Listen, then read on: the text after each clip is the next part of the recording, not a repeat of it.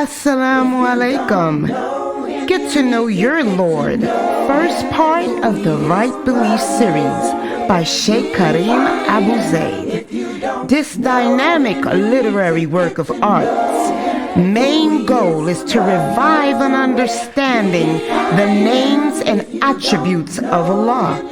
And understanding the name and attributes of Allah will elevate our faith, strengthen us, and keep us steadfast. This wonderful book is now available in an audiobook format and can be found free of charge on YouTube, channel Karim Abu Zaid. Get to know your Lord. You have nothing to lose.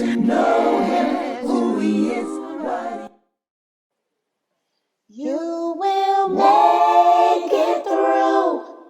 The fitra is awake in you.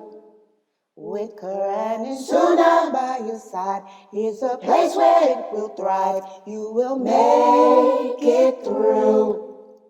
You will make it through. The fitra is awake in you. With Quran and Sunnah on his side, here's a place where it will thrive. You will make it through. With Quran and Sunnah on his side, here's a place where it will thrive. You will make it through. Alhamdulillah. Can y'all hear on YouTube too, by the way, guys? Because every time I didn't bring the other one in. Hold on. Let me do backup. We got you. We hear you. Okay, good. Okay, y'all just stay there. Because I got to bring that other one to throw off their, throw them off. I got my machine going. They took this little machine down yesterday, my little laptop. They took it down yesterday. But I got my little, I got some tricks too. Let me bring my little tricky in here. Okay. I'm going to do what I'm going to do. Okay. I'm going to get started. Then what I'll do is what I'm going to do. You got it, Layla? Okay. Don't forget what I got to do. Okay. Because I got some tricks. Alhamdulillah, wa salat, wa salam ala wa rasulullah. I want to welcome everybody to our first class for tonight, which is our Aqidah class. And I'm sure you guys have heard about the Microsoft IT global takedown. You know, the little hackers. They having a field day taking down Microsoft, and the kids, they all out of school. What y'all see them doing to me every day with that nuking, they done nuked Microsoft, took it down. Big mess. So I got to be careful here on the internet because Microsoft, a lot of programs use Microsoft. I don't. I got better sense than to use Microsoft for my servers, but a lot of other programs. Even my PowerPoint, though. All right, so let's get started. Alhamdulillah, wa salat, wa salam ala wa rasulullah. I want to remind everybody that today is Friday. So what does that mean? That means that don't forget that tonight for our Call In and Ask Sister Layla live show, you know, we will have I'll answer your questions about Islam. And we're also going to have a special topic, too. I'm going to be answering a question about a secret marriage. What is a secret marriage in Islam? So you sisters want to be here for that so I can answer that.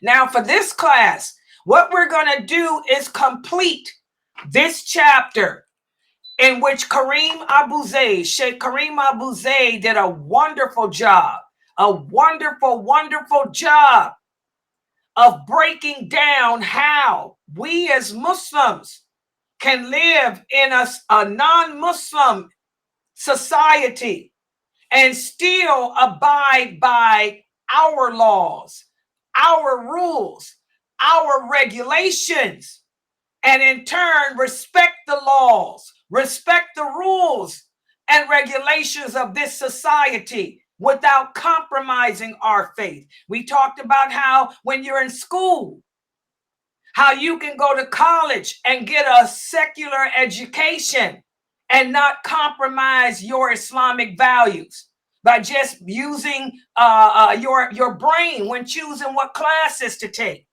And I want to remind all the Muslim kids listening to me, when you go to college, do not, I repeat, do not take any theology classes. Do not take any philosophy classes. And stay away from psychology too, because it's the ologies that are based on humans' opinions, humans' theories, humans' perspectives, instead of Allah's. And by the way, ain't no money in those fields anyway. You ain't gonna make no money with no philosophy degree, no psychology degree, or any ology degree. The best ology degree to get is a sociology degree. With a sociology degree, you can work for the county and become a social worker or a probation officer. And that's the most money you're gonna make. You can work for government with a sociology degree. But as far as those other ologies, they carry no money in America. Psychology majors come a dime a dozen here in America. And that's why, where do they work? If they ain't working at McDonald's, they working in healthcare, you know, in nursing homes and stuff like that. Okay, so I wouldn't recommend any of you to take those type of classes, except what you have to have. You got to have Psychology 101 and 102. Okay. And those two classes are okay. But when you start going into those other upper classes, then now you're going to be dealing with Sigmund Freud and all those other Kaffir's ideologies. So be careful of that. So we talked about how to go to college, get a degree, and still maintain and not corrupt our Islamic values, our Islamic identity. Well, today, what I'm going to do, what Sheikh Kareem Abu Zayd does in this last part of this chapter. Today, I'm going to answer the question that a lot of the brothers have asked me. How can I live in a non-Muslim country and abide by their laws? Aren't we supposed to live Sharia laws? Remember that question that came up? We're going to now answer that today. So let's put the PowerPoint up on the screen, and moderators, please keep your eyes open in there. All right. Okay, so let me put the PowerPoint up. I think I've blocked him. I don't think he can touch me now, y'all. Inshallah, make do. I think I got him blocked. All right. So tonight, inshallah, if Allah wills, we're going to be covering pages 427 through 432. And I'm going to be answering the question. I'm going to answer the question a lot of you young brothers have asked about. Legal ethics. In other words, how to uphold the Islamic values within the legal structures of a non-Muslim country. Well, we do it by implementing Wala Wal Bara. Wala Wal Bara. Thank you for teaching me how to pronounce it correctly. You know who you are, yours truly. Wala Wal Bara. How to uphold Islamic values within the legal structures of America, in other words. I want you brothers to understand, when we talk about Sharia law, we're speaking about the laws of Allah. And tonight I'm going to give you the dalil that shows that the laws of the Muslims are for us. Our laws are for us. The laws of the Kafir are for them. Okay? We don't vote in their elections. We don't vote participating in trying to put rulers over us, because Allah is clear, and we went over that 2 days ago. Allah is clear in the Quran. He lets us know that non-Muslims can never be rulers over us. They can never be leaders over us, because they will never have our best interests at heart. They will never give you a voice. You hear a lot of Muslims today say that the reason why they voted in elections is because they believe that their voice should be heard. Allah tells you in the Quran, they will never listen to you. They will never accept you. They will do the opposite of of what you want them to do. So if you believe in Allah, you will trust in him. And like I told you guys yesterday, anybody running for office in America, unless they are a full-fledged Muslim, is a Zionist. Because our country was built on Zionism, masonry. That was why America broke off from Europe, from England, because it didn't want to have religion. Okay, that's what the Zionists are. They are anti-religion, period. They're all about democracy, or they are about a republic. And again, for those of you who don't know Islam, as Muslims, why else do we not vote in elections? Because democracy contradicts La ilaha illallah, Muhammadur Rasulullah. Write it down. We don't believe in a democracy. Allah didn't send down the Quran and then tell the Prophet Muhammad to let the people vote on whether or not they think that alcohol should be lawful or unlawful. We don't vote. You don't have a choice. Islam is all about total submission, submitting to Allah. Allah makes the laws. Allah makes the rules. We have nothing to say except I hear you and I obey you and I submit. So a democracy, it violates our allegiance to Allah, allegiance to the Prophet, and our allegiance to this religion. The same with the republic. We don't believe in a republic either. It too contradicts La ilaha illallah, because a republic is based on laws made up by man. Man cannot make up laws like that. We believe in the divine laws. Divine meaning God or Allah's laws. Allah's laws. Ain't no God. It's Allah. The word God should never be used by us. It should be Allah, because Allah means much more than that. Everybody understand that? So that's another reason why we don't participate in elections for presidency. It contradicts La ilaha illallah, Muhammadur Rasulullah. We believe in a caliphate. We believe in a caliphate, guys, and there will be no caliphate until the Mahdi comes. It's not upon us as Muslims to try to establish a caliphate anywhere other than the Muslim lands. Because again, Allah says our laws are for us. And we're going to go over that verse today. Their laws are for them. This is not an Islamic state. America is not an Islamic state. So we don't go around trying to make it an Islamic state. We don't go around trying to appoint no caliphates either. Okay? So we're going to cover all of that tonight. Let's take a look. Oh, yeah. I threw him off for real. MashaAllah. Okay, so the principles of allegiance and disassociation. Remember, they serve as a moral compass for us in all of our dealings in life, in our relationships with each other, our relationships with our families, our relationships on the job, in school. And also, they serve as a framework for ethical decision-making too, even when it comes to business transactions, even when it comes to social justice initiatives.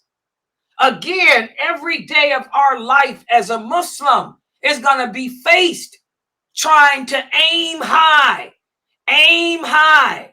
maqasidic. Every day of our life is spent trying to adapt a maqasidic approach and balance. What does maqasidic mean again? I want y'all to get used to that word. Maqasidic. I want to be able to take the Quran, the words of Allah, and aim high in implementing them in my life. I want to have the best understanding of the Quran, which is the understanding those companions had, and live upon it. They were able to live in non-Muslim lands. They didn't try to make a caliphate. They didn't try to impose Sharia laws. They respected the laws of the land. But they did not allow the laws of the land to compromise their faith either. The companions knew how to strike that balance. And that's what we need to learn today. Because in today's multicultural societies, the laws here do not align seamlessly with Islamic values. For example, we got this LGBTQT that totally contradicts our Islamic values. They're allowed to drink. They've even legalized intoxicants. They've legalized marijuana in certain states. All of this stuff contradicts our Islamic values. So again, we're going to have to know how to make ethical choices when it comes to different legal situations. Okay? Pay attention to this verse here. Allah says in the interpretation of the meaning, verily, Allah enjoins justice and the worshiping of no one but Allah. And he also enjoins upon in performing our duties to Allah, and to make sure that whatever we do them totally and only for his sake. And we also do them in accordance to how the Prophet sallallahu alaihi wasallam taught us to do them. And also Allah enjoins upon us to help our relatives, to check on them, to visit them, to look after them. So here in this beautiful verse of the Quran, Allah is letting us know, okay, what he demands of us. He demands that we're just in our relationship with others, even though I may live in a non-Muslim country, even though I may be in a non-Muslim land, even though the laws of the land contradict my Islamic morals, my Islamic values. I am not going to be unjust to others. You want to teach your children, even though LGBTQT and the her and pronouns contradicts our Islamic values. That doesn't mean when they go to school, and because a kid does declare himself to be LGBTQ, that you bully them or you harass them. So this verse of the Quran sets forth the ethical norms that we Muslims should aspire to have in all matters of life, including our legal matters. We respect the laws of the land that don't contradict. We respect all the laws of the land, but we only accept those that don't contradict our ideology. That which does contradict our way of thinking, we distance ourselves from it. Does everybody understand that? And for those Muslims who are in the legal field, or like I'm a paralegal. I was also a union representative. I had to focus on social justice initiatives that related to Islamic teachings. I was the best at what I did, but I didn't handle those cases. Cases that contradicted my belief system, I didn't deal with. Even employees whose lifestyle was totally contradictory to mine, I didn't deal with that either, but I politely and nicely put it to another rep to deal with. So we're going to have to practice distancing when it comes to those practices that come between us and Allah. Even with our business, When we make business transactions, we try to avoid, for example, interest. A lot of people say to me, Sister Layla, you have a beautiful apartment, but my God, you're paying almost $2,000 a month rent. I could have bought a house with that. Yes, you could have, but not me, because I ain't going to hell for no interest. I ain't going to hell because I bought a house that's going to take me 30 years to pay off when I probably won't even live another day. And I end up going to my grave owing all this interest. Oh no. Allah has declared war. He has declared war. He has declared war against the people that die or having owing interest. Some interest we can't get away with because the evil is so abundant. Sometimes we have no choice. For example, living in America, you have to have good credit. I'm sorry, guys. I'm 63 years old. I am a retiree. If you don't have credit, I would be living in a box or I'd be living in a project somewhere. I'm sorry. I ain't a project girl. That ain't my lifestyle. I'm an upper class woman. I ain't low class. I'm not low grade. I'm sorry. So I have to make sure that I got credit. Because I can't live that type of lifestyle. So some things we have no choice. We have no choice but to establish a credit record. So you can have a car. So you can have a nice apartment. If I didn't have good credit, I would be living in the projects. I wouldn't be living in a luxury apartment. Okay? So as Muslims, we contribute positively, in this society. Doing what we can do and trying to stay away from that which stands between us and our journey back to Allah as much we can. But that's the problem. Instead of a lot of Muslims trying to do the best to stay away from that which is haram, they go and fall into it. They go and buy houses on interest. They buy cars on interest. They have everything that they own is on interest. And then when they die with that debt on them that they can't pay off, and their souls be torn between the two worlds because they don't have nothing in their estate to cover those debts. That's why I tell you, brothers and sisters, make sure you have a life insurance policy and make sure that your policy is enough to not only bury you, but to pay off whatever bills you might have when you die. And again, we have to be careful who we listen to and who we hang out with as Muslims. There's a lot of Muslims today that are into the Kardashian lifestyle. They live above their means. I don't live above my means. I can afford everything I have. I can afford to pay $2,000 a month. I can afford it. I can afford to have a $650 lease note for my car. I can afford it. I make the money for that. But there are some people that can't afford that type of stuff. So they live above their means.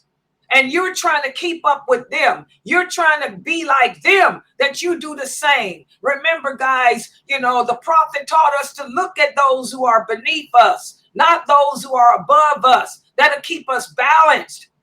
And remember, Allah tells us in the interpretation of the meaning, close friends on the day of judgment. People who were close friends in this world on the day of judgment will become enemies to each other, except for those who are righteous. You'll be sitting there blaming your friend. Oh, she the one that told me I should buy a house. He's the one that told me that $2,000 a month rent I pay, I could have put down on a house.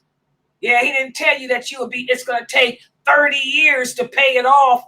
And you're going to be paying more for the house than what you bought it for. You'll be blaming each other. Also, we have a hadith where the Prophet ﷺ told the companions, he said, be careful who you choose to be close to, because a man is upon the religion of his best friend. So be careful who you choose to be your friend. If you got a friend that's trying to keep up with the Kardashians, you need to knock that friend to the curb. You need to have friends that are trying to keep up with the Abdullahs, not the Kardashians. So friendships and associations should be based on the same values of La ilaha illallah Muhammadur Rasulullah. I'm not going to get close to a brother or close to a sister who doesn't have the same ideology that I have of Wala Wal Bara. If a Muslim doesn't understand the principles of allegiance and disassociation, they can't be a business partner with me, nor can they be a close friend to me. Because again, the principles of allegiance and disassociation, they give us the insight, to maneuver through legal and ethical and diverse when dealing with diverse societies. Okay? So now we get to this point here. How do I uphold my Islamic identity? How do I uphold my Islamic values when it comes to legal structures? Well, listen to what Allah says. Here's the dalil that I want you young brothers to write down. Allah says, in the interpretation of the meaning, let the people of the gospel judge by what Allah has revealed to them. And whoever does not judge by what Allah has revealed, then it is they who are the defiantly disobedient. This verse of the Quran here is telling us again, guys, and we have the hadith of the Prophet. What is maqasidic? When we quote a verse of the Quran, we want to make sure that we aim for the goal of applying it in our lives with the correct understanding that the companions had. And you will never understand the meaning of any of the verses of the Quran unless you know the hadiths. There is a hadith to go in every verse. What's the hadith that goes with this? When Allah sent this verse down, that's when the Prophet sallallahu alaihi wasallam told the companions, our laws are for us. Their laws are for them. We don't judge with their laws, and they don't judge with our laws. I don't punish them with our laws. They, their laws are for them, and our laws are for us. And what happened was, it was the Jews of Medina. They were arguing about the punishment for adultery. And the Prophet Muhammad had to let them know, even in your book, Allah said that the punishment for adultery, was death. Because somebody had committed adultery. He said, even if you punish them by your gospel, your book, it's going to be the same thing, the same rukum, the same punishment, which is death. So this verse here emphasizes the importance of judging by Allah's laws. And again, understanding that our punishments are only for us and our society. I cannot stone a person to death here in America because they committed adultery. If I did that, we wouldn't have nobody probably living here in America. Everybody be gone because most people are adulterers. This America is not an Islamic state. Our laws are for us. Their laws are for them. They don't have a punishment for adultery here. The only thing about adultery is if you're married, you can get a divorce. That's it. It's grounds for divorce. But as far as punishing a person, we don't do that in America. Okay? So again, we respect their laws. How do we honor our laws? We stay away from adultery. That's one of the 10 commandments. Thou shalt not commit adultery. I respect their law, meaning that I'm not going to go and hang my neighbor up next door and stone him to death because he committed adultery on his wife. That's our law for us in an Islamic state. It's not their law for them. Everybody understand that? Also another verse for us to ponder the meaning of. And by the way, I chose this picture for the new shahadas. I was telling the sisters, a lot of the sisters have been asking me, how do I wrap my hijab? I play with it. You have to find your own style. And I want you sisters to look at this woman here. Look at her hijab. That's her style. She played with it and she wrapped it her way. She found her own style. Every woman should have her own style. This is my style. Okay? So just look in the mirror and play with it. As long as it's covering your chest, as long as your neck is covered, as long as your ears are covered, and your kimar comes down to cover your breasts, you're good to go. Okay, so take a look at this verse. Allah says, and the interpretation of the meaning, but if they turn away, understand that we did not send you, Muhammad, as a guardian over them. We only sent you to tell them. Here's the other proof. This is the other dalil. Again, when Allah sent this verse of the Quran down, how do we make it a maqasidic? What's the aim here? The aim of this verse. What's the higher aim? The higher understanding the companions had. This understanding is, it's not our job to impose Sharia law. I can't impose, as the Prophet told the companions, we can't impose our laws over them. They're not of us, just like we're not of them. It's just my job to warn. It's just my job to tell you what's right and what's wrong. So, as Muslims, we may encounter situations where certain legal requirements in our society may clash with Islamic principles, in turn creating both ethical and legal issues. These conflicts call for thoughtful decision making, guys. We're going to have to sit down and weigh the situations, weigh the pros, weigh the cons. Does this contradict our belief system? If it does, distance ourselves. So you're going to find yourself faced with that. So again, and also this verse lets us know that as Muslims, we are not obligated to impose Islamic law on other people. Instead, we are responsible for upholding it within ourselves. Do you young brothers understand that? For you three brothers that asked me about Sharia law, you can forget Sharia law unless you want to go move to a Muslim country. And I'm here to tell you, there's no Muslim country on this planet that is practicing Sharia law, even though they claim that they are. Okay? You're not obligated to impose it here, but you are obligated to impose it upon yourself. I can't stone adulterers. I can't kill fornicators and adulterers, but I can make sure that I don't do those sins. I can't cut nobody's hand off because they stole my son's bike. You stole my son's bike.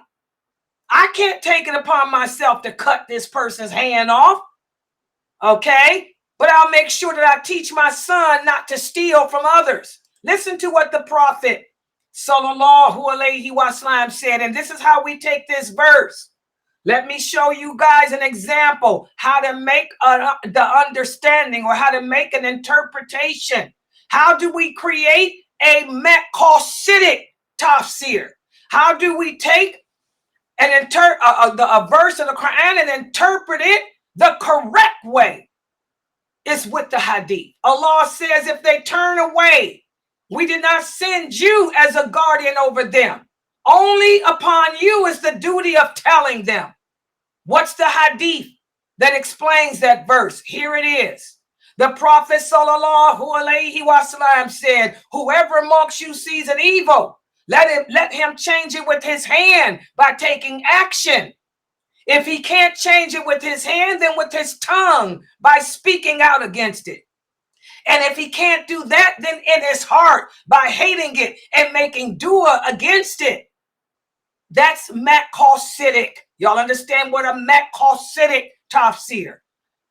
It's the high aim of taking a verse of the Quran and taking it and applying it to yourself, but it has to be with the understanding of the companions, not the understanding of the four imams, not the understanding of Ibn Taymiyyah, not the understanding of lailanasheeba.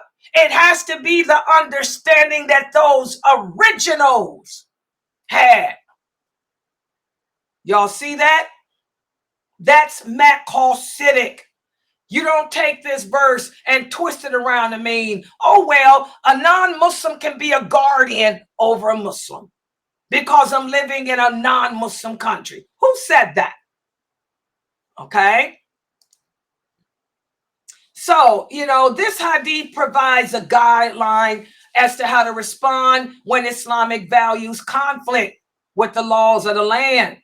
We try to advocate for a proactive approach, but we stay within the limits of the law. Y'all understand that? I hope you young brothers understand that. Otherwise, you're going to end up a terrorist. You'll be a terrorist. Also, I have a question. Oh, Dr. Jamali is here? Oh, assalamu alaikum. Put his camera on, guys. I can't It's okay. fix the stream. I am in the masjid. Okay. But I have a question. Okay. The camera is not working. Wait a minute, hold on. Side. Where are my moderators? Can y'all do that? I got it. It should be working now. Okay. There he is. Oh, good. Girl, he's in the mosque too. Good. Turn it on again. Good. You took the. There it is. There you go. Assalamu alaikum. Wa alaikum salam. Yes, the punishment for adultery, male and female, we know the Islam. And as you said, there is no Muslim country in the present time, even Saudi Arabia, the Rasulullah born. So the question, why in Islam, there's a question for everybody, not for you, Sister Layla. Why in Islam there's a punishment for the one who make adultery, male or female? What is the reason for that? Anybody can answer me or type and Sister Layla can read? Come on, guys, y'all answer. This is good. Alhamdulillah, because it's a sin against the law, but it's also when you commit adultery, if children are born from that relationship, it has destroyed families and generations to come. Is I mean the key for punishment to make our community solid and strong, because this kind of adultery, 99.99% of this adultery actually the kids lost. Period. The key, those kids supposed to have a nation and also in the household. So when Rasulullah and Allah told us the punishment for adultery just to be us as a Muslim and of course as a human being. Plus, as you know, I know the Torah, the Jewish religion, even in their religion, guess what? She's supposed to cut her head, cut the head of the person, not stone. In the Jewish religion, I don't know, maybe Dr. Daniel McBride can speak about Christianity, but even in the old religion, the adultery making disasters in the community. But now the Muslim world is astaghfirullah. The Europe, for example, in America, it's normally, everybody say, oh, girlfriend or boyfriend, and they have kids. So somebody actually was in one of the states I was visiting. You have a girlfriend, you have 6 kids, or girlfriend, 6 kids. This is exactly the key of marriage. The man was doing, because what is marriage? Marriage in Islam means bond between husband and wife and household. That's mean marriage. You bond. That's supposed to be. But what we see right now, actually, the Muslim world wouldn't have this boyfriend and girlfriend. It's in Egypt, they have it. And now in Emirates also they have it. But the key, that's one of the signs of the day of judgment, by the way. And that's really important. Yes. I'm just watching the masjid for Salat al-Maghrib. Yeah, I meant to ask you too, Dr. Jamali. Your class is going to be tomorrow, right? Or 9 o'clock. At 9. And Brother Youssef, he'll be the next Friday, right? Yes, he's supposed to come to visit me here in the masjid, but inshallah, Maghrib after 20 minutes.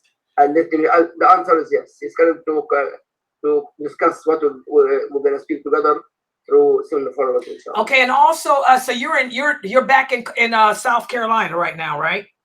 Yeah, I came yesterday here, and all the airline is terrible. I'm leaving tomorrow, and the following week I'm going to be in Iowa, Des Moines, Iowa. Yeah, because you see that the Microsoft, the IT, did you get hit with the airlines? The airlines got hit with this Microsoft IT outage. Yeah, it's just it's been messed up. Yes. So you're okay. You're safe where you are now. You ain't got to worry about traveling until tomorrow, inshallah. Inshallah. And did you call Dr. Ali too? Did you reach him? I tried. He said he's stuck in that hospital because they got him working, but text him. I talked to him through a text message because I told him, he said he's interested. He's interested in hooking up with Ayin for that special program on that medical thing. Yeah. He told me to tell you to contact him. He said he know he's just text him. Okay. I want to listen to your lecture, sister. Okay. All right. Okay. So assalamu alaikum. I'm listening. Okay. So mashallah, guys, we had Dr. Jamal, as he said, that's why, that's also one of the questions that some of the brothers ask. Why is it that Allah sends the punishment of death for adultery and not fornication? Fornication is the 80 lashes. Is because, like he said, adultery doesn't just destroy a family. It destroys society. We lose the whole concept of what family is all about. And remember, the kinship is under the throne of Allah. And when we stand before Allah on the day of judgment, have to cross that Sirat bridge. On the other side of that bridge, the Prophet Muhammad sallallahu alaihi wasallam will be standing. On his right will be truthfulness, and on his left will be the kinship. The kinship. So adultery is worse than fornication. That's why it brings about that penalty. But living in the West, like he said, we cannot implement Sharia law here. Only thing we can do is, like that hadith said, implement it within ourselves. You know, I can tell you what you're doing is wrong. Raise our children, letting our children know that boyfriend, girlfriends, having sex out of wedlock, this is a major sin. This is a violation of the 10 Commandments. It's going to bring about a lot of punishment when you in that grave. Oh, yeah. And a lot of people don't understand. They think that Allah will not punish you until the day of judgment. Allah says in the Quran, I will punish you twice. I'll punish you in this world, and I'll punish you in the hereafter. And also you will be punished in that grave. I had a person join here the other day, said that I shouldn't talk about people being punished in the grave. Who said that? Allah says that. The Prophet Muhammad sallallahu alaihi wasallam says that. We will be punished in that grave, guys, for the bad choices that we made here.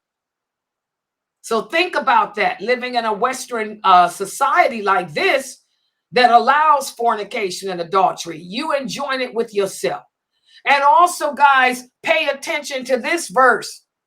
Allah also says in the interpretation of the meaning, cooperate in doing good deeds, but do not cooperate in committing sins. Subhanallah.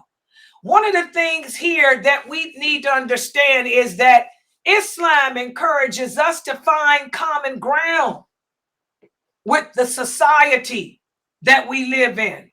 Allah is telling us to cooperate, make cooperative efforts to do things that will promote what is pleasing to Allah and make cooperative efforts to speak out against those things that will be bad. Remember, the Prophet sallallahu alaihi wasallam told us in an authentic hadith, he said the believer is a person who is friendly and who others want to befriend, because there's no goodness in a person who is not friendly and who people run away from. And the best of people are those who help others, who are of benefit to others. So as Muslims living in a non-Islamic society, we have to make a difference through our actions, our behavior. That's why I tell you guys, what is dawah? Dawah comes from your actions. They see the way you carry yourself on the job, how modest you are, how intelligent you are, how clean you are, how perceptive you are, how you're a good employee, how you keep your promises, how you never break your word, how you're on time, how you present your projects on time. That's dawah. That's cooperating in righteousness. You're teaching the people good values, good Islamic values. So as Muslims, we are encouraged to positively contribute to society and stay away from that which is bad. Does everybody understand that? And one of the things that Kareem Abu Zayd mentions here in this ending of this chapter is arbitration. He speaks about how we can successfully integrate Islamic values into our secular legal system. I'm going to give you guys an example. I wonder if Dr. Ibrahim Durmali remembers this. About 10 years ago, before Dr. Ibrahim Durmali got sick, I remember he was the imam of the Islamic Center of Austin, Texas. There was a very famous divorce case. Or was it? It was a big case. It was on TV of a Muslim couple. What they did was they called in Dr. Durmali, because Dr. Durmali is a scholar of the religion who specializes in marriage and divorce. I remember when they called in Dr. Durmali to arbitrate between this couple. This was a married couple. They were having differences, and the differences had made the headlines. I can't remember what for. But I remember Dr. Durmali was called in by the court system, the American legal court system, to arbitrate between this Muslim couple. And he did. He was able to resolve the dispute. He gave a good look at, the people began to look at our religion in a better way. I remember they wrote articles in the paper about how just Islam is, how the Quran is so clear cut, how the Quran weighs the odds in favor of what's right. So this approach allows us a fusion of religious and secular laws, where our Islamic teachings can guide the arbitration process. And that's the same way I used to operate too. As a paralegal and as a union rep, when I would have to arbitrate cases, mediate cases, I would infuse my religious values with those secular laws. And it always came out in better favor, of the people involved.